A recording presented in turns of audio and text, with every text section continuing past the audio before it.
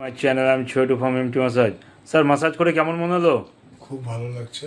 যদিও আপনি একটা আর্টিস্ট, উনি পপসের করেন আর্টিস্ট, তো উনি এসছে অনেক দূর থেকে, কলকাতা থেকে, আমাদের মহানগর কলকাতা থেকে। তো উনি মাসাজ ম্যাক্সিমাম করাতে থাকে। তো তারপর স্যার এই যে মাসাজটা করে আপনার কী ফিলিংস আসছে মনে হচ্ছে?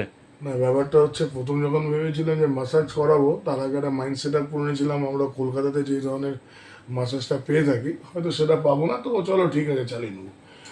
বাট এমটি মাসাজ আনএক্সপেক্টেড এই একটা ছোট্ট ব্যাগ নিয়ে এসছে। সেই ছোট্ট ব্যাগের মধ্যে প্রফেশনাল যে সমস্ত জিনিসগুলো থাকার একদম সমস্ত কিছু। তারপরে মানে এটা একটা মাসাজ করার আগে যেভাবে সব কিছু শুরু হলো, তখন মোটামুটি মনে হয় বুঝতে শিখলাম না বা বুঝতে পারলাম যে এ প্রফেশনাল, এবং যেখান থেকেই হোক একটা খুব প্রফেশনাল জায়গা থেকে তো করেছে। আপনার এই এবং ভিডিওটা কি আমাদের সোশ্যাল মিডিয়ায় দিতে পারি?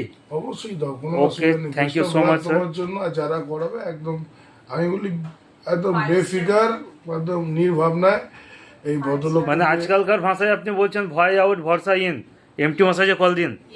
আচ্ছা, খুব ভালো হলো কিন্তু। হ্যাঁ, ঠিক একদম একদম। ওকে, থ্যাংক ইউ সো মাচ।